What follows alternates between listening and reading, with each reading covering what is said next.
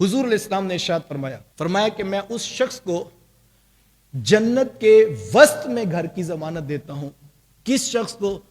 فرمایا کہ وہ شخص کے جو جھوٹ چھوڑ دے، وَإِن كَانَ مَازِحًا، اگرچہ وہ مذاق میں ہی جھوٹ بولے. مذاق میں بھی کوئی شخص جھوٹ بولنا چھوڑ دے تو میرے حضور فرماتے ہیں میں محمد اس کو جنت کے درمیان میں گھر کی ضمانت دیتا ہوں.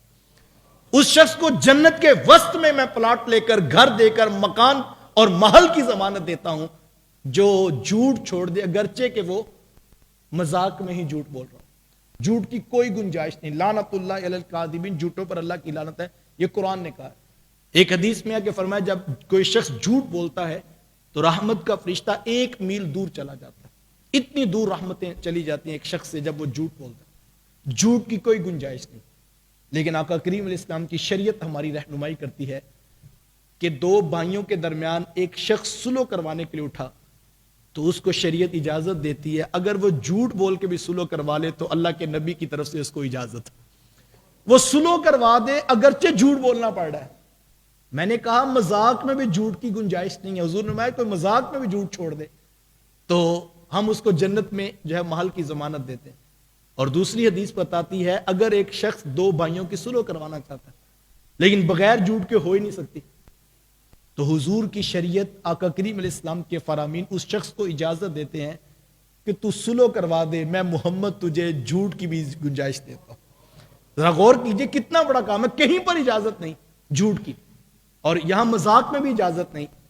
تو صلح کی صورت میں کہا اور اس کی کیفیت علماء نے بیان کی ہے کہ آپ ایک شخص کے پاس گئے اور آپ نے جو ہے وہ اس شخص سے کہا کہ میں فلاں کے پاس بیٹھا تھا تو یار وہ تو آپ کے بارے میں بڑے اچھے جذبات رکھتا ہے، جبکہ حقیقت میں ایسا نہیں تھا. تو ظاہری بات ہے جب آپ کسی کو کہیں گے کہ فلاں شخص آپ کی تعریف کر رہا تھا، آپ کو غلط فہمی ہوئی ہے، ایسا نہیں ہے وہ، تو اس شخص کے دل میں گنجائش بن گئی. تو اس نے کہا اچھا جی میں آپ کہتے تو مان لیتا ہوں. اب وہ شخص اٹھ کے پہلے کے پاس گیا اور اس نے کہا کہ وہ شخص ایسا نہیں ہے، وہ آپ کے بارے میں بڑے اچھے جذبات رکھتا ہے جبکہ حقیقت ایسی نہیں. اب یہ جھوٹ بول رہا ہے.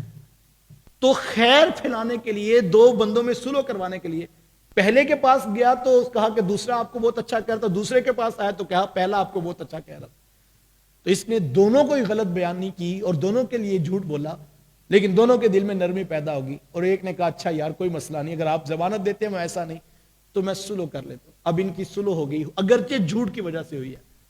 تو اسلام، شریعت، آقا کریم علیہ السلام کے فرامین اس جھوٹ کی ہمیں گنجائش دیتے ہیں کہ کسی کا خاندان ٹوٹ رہا تھا، تم نے جھوٹ کا سہارا لے کے دونوں کو جوڑ دیا.